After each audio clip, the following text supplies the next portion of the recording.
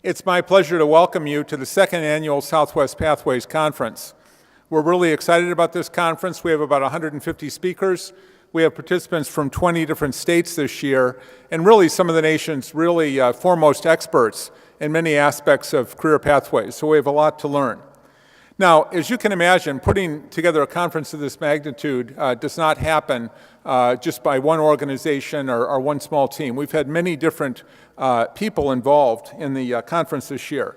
I'd like to start by thanking our sponsors. We have 15 sponsors this year, which is a big increase from last year. Our platinum sponsor is the Walmart Foundation. They're going to be speaking to you later on. But as you may know, they've made a $100 million commitment to improve career opportunities for retail associates. I think it's very significant because so many of us denigrate retail as just a dead-end job. But the fact of the matter is that it's one of the largest employers in the U.S. And if we write off the millions of people that work in retail, and I think there's about 10 million people working in retail, if we just write them off, think of all the human talent we're ignoring. So Walmart has made a huge commitment to address this.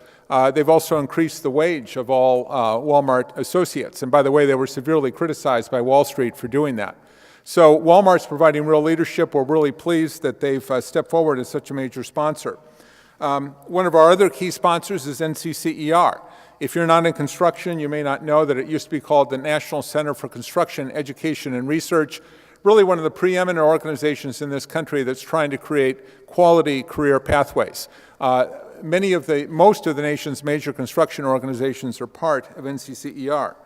Another key sponsor is the Pascual-Yaqui tribe, and we're going to be hearing from Marcelina Flores in a couple of minutes about their contribution.